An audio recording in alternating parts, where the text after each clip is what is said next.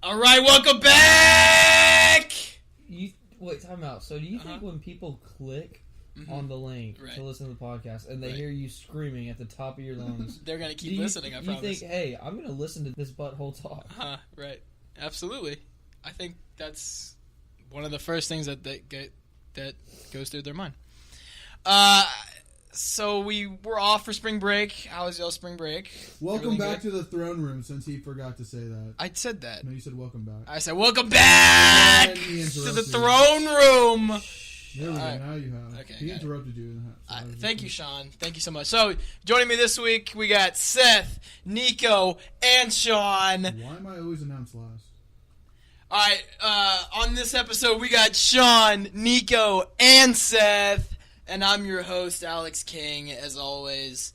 So we're off for spring break. Was y'all do anything cool or fun? No, did nothing. Okay, cool. I ate like 3 gallons of ice cream. I ate mint chocolate chip. Yeah? I love that. That's the best flavor, by the way. What is it? Shut the... Yes, it is. I was talking. Mint chocolate chip.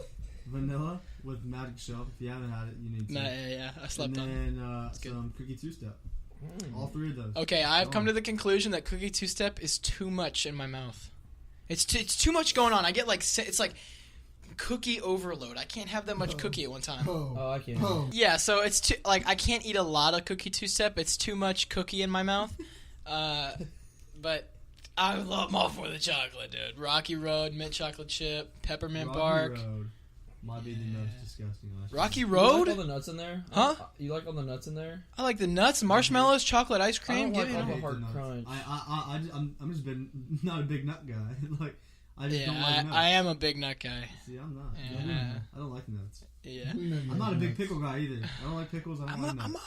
I'm a big pickle guy. I don't like mustard sauce. A little mustard. First of all, Seth says mustard sauce. I don't know what the heck mustard sauce. How long have you been saying that wrong? How long have you been saying mustard? Who didn't tell you that that's what that... It started this semester. It started this semester whenever I figured out that he Mustard is amazing. mustard on his No, hamburger. a little I mean, mustard mustard and a sauce little on my mayonnaise. hamburger? You can't I overload just it. added sauce just to make it sound nastier. Mustard sauce. Get out of here. Okay, Nico, how's your break? It was alright. It was very peaceful. Very peaceful? Relaxing. Mm-hmm. I didn't eat any ice cream. Okay, I don't like you then, so... I couldn't! Oh, that's right. Yeah. You're doing Lent, right? No ice cream? Yeah. No dessert. Okay. No. The first Only one. dessert after lunch and dinner. Let's specify how he's Yeah. doing Lent. But I'm Go not ahead and doing explain it to them how you that. explained Well, it to my us. original thought process was like, hey, I'm a guy. I like to eat dessert You're a guy. whenever I want. Thanks for specifying that. You're What does that have to do with Really anything? helped us there. Not gonna lie. So I don't think I would gender is a eat- variable. I would eat dessert whenever I wanted, so I could have like cookies whenever throughout the day. Right. But then at the time I was like, you know what? I'm gonna cut out all unnecessary desserts. So I was thinking about it. At lunch, they always serve cookies, and I'll just grab a cookie here. That's not a big deal. But after dinner, if I want ice cream, I could eat that. But at first, I was thinking, I just won't eat desserts like in between classes or whenever it's like, I don't know, going out there and being fatty. But I gave up all desserts because I'm a man. All desserts, huh? Yeah. Okay. Sean, how was your break? You went to Canada, huh? Yeah, it was pretty fun. Not gonna lie. All right. Why would you lie Did a though? little dog sledding. I did skiing. Some mushing. Yeah, some mushing. Okay. Actually, it's not called mushing, but yeah. I'm sorry. Let me just not talk ever again. How would we go on with this show? I don't know. All right. Lot of trades happened in the last couple of weeks. A lot of free agencies. A lot of stuff we got to talk about. Which one do y'all want to start with? Maybe the biggest one. Biggest one? What do you think the biggest one is? Odell. Okay. You think Odell going to the Browns. biggest First of all, in the last episode... AB. What? The Odell trade was bigger than the AB trade. No. Yeah, I think so, dude. I think so. It was Because, kinda no. out of the- it was kind of out of nowhere. And Both receivers wanted to be traded, Yeah. right? And obviously AB is the more productive receiver. If we're talking about like yards and receptions Is he, and though? touchdowns. Yeah. Yeah, Like he yards is. per catch, I think Beckham's got to be. I don't know about that. Because Beckham, all he does is catch like quick slants and like he just runs up the seam. No, he set a bunch of records. Oh yeah, I'm not saying he's like not good. But here's the thing with me. I think, and we talked about it last week, Seth. We said that Cleveland was going to be on the up and up. We all agreed that they were going to be coming up. Oh, yeah. And then I don't think anybody expected him to go. No, I didn't. And he'd been talking about wanting to leave the Giants for a while. To the 49ers. Huh? I thought he was going to go to the 49ers. That's where AB was thinking about going. That's where AB wanted to go. He was talking to San Francisco a lot. And he ended up in Oakland, which Derek Carr's... So are we going to talk about the AB trade? How the heck do you get AB for a 3rd and a 5th round pick? Like I told you last night, here's my theory. And it's not very solid, and a lot of people could poke holes in it. I could probably poke holes in this own theory, but, here we go. Juju had a better season last year. He had a more productive season. He had more touchdowns, more receptions, more yards. Did he, though? Yes, he did, because he was on my fantasy team, and I was comparing it with Keaton, who had AB on his team. And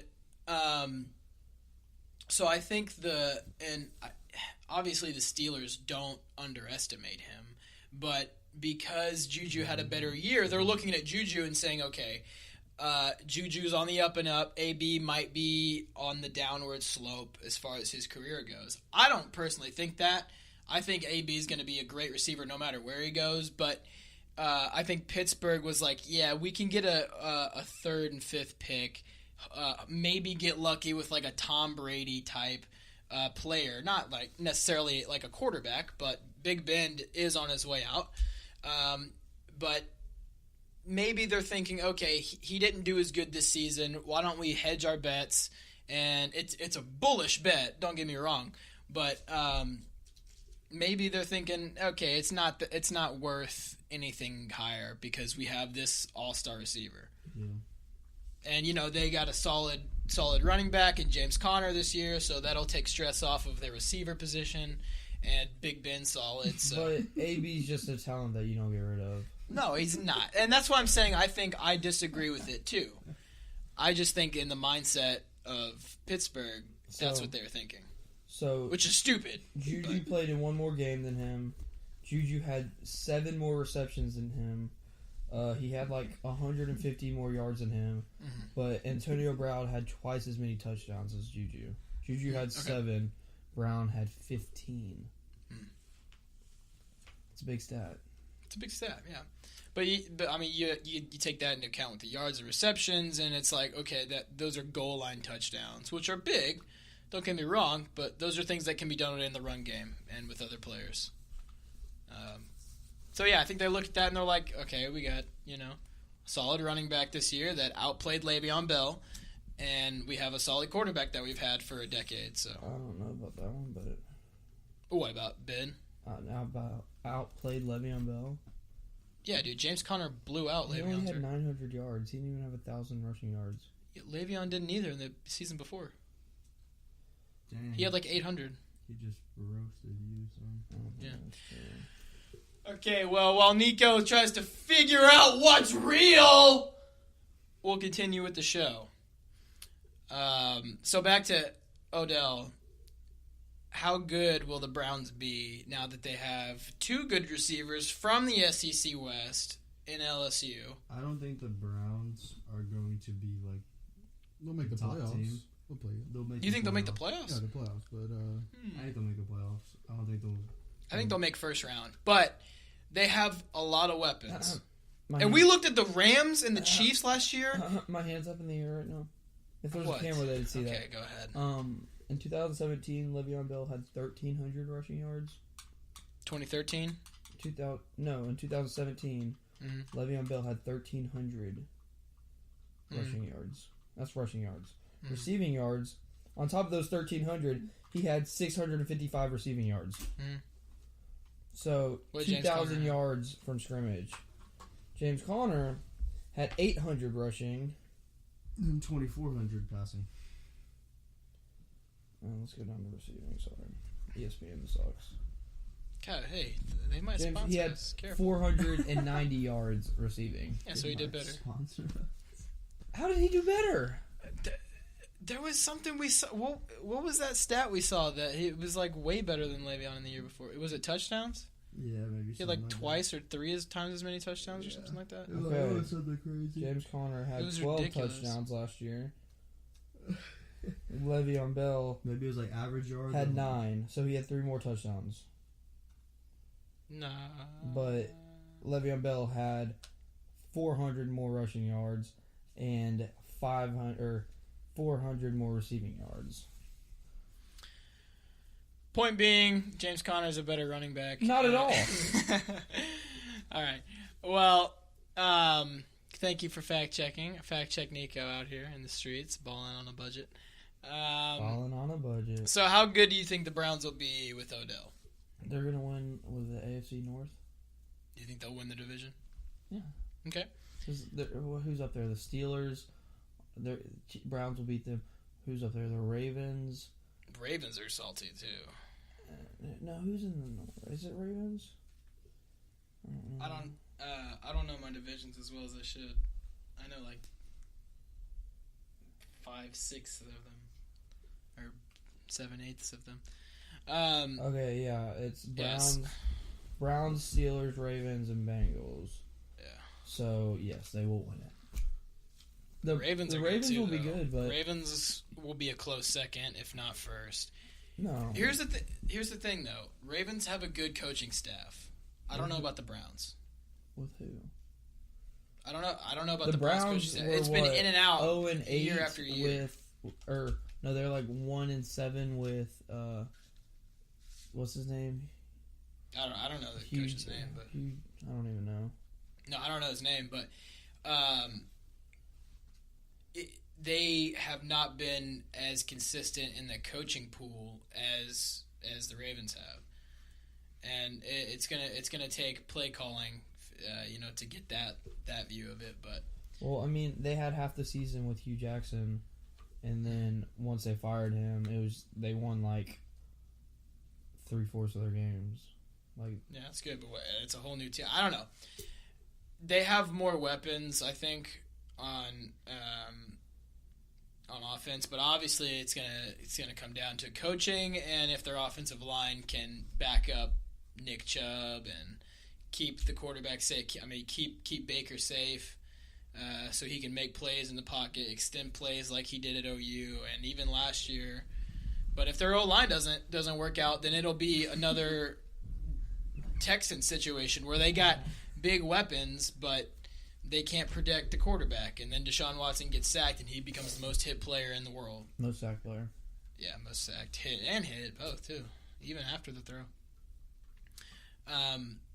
So yeah, I think it comes down to that. It's huge though that a player like Odell, who goes from a under mediocre team, goes to like the bottom of the barrel 2 years ago team.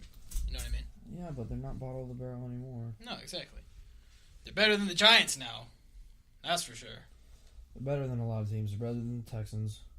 Off of free agency, they're better than the Texans. I hate to say it, and it hurts to say it, but My pencil fell. I think a lot of teams are better than the Texans, and that's not saying much. did the Cowboys make the playoffs last year? Yeah, we went farther than you. What was y'all's record?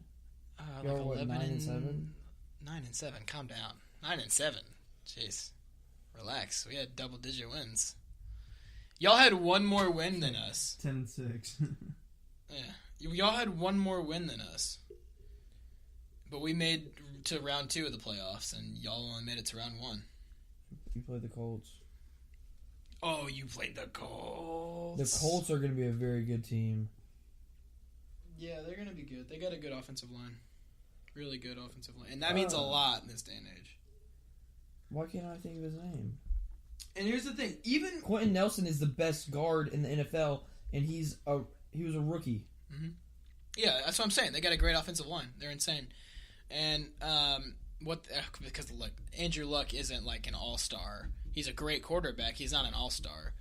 And when you can do what they were doing with him, with not a lot of weapons at receiver, with not like a star running back, not like an insanely good tight end, it's impressive because even when the game is changing to more of a passing, more of like an explosive, when they have a when every team is looking for a running back that can catch just as well as he can run,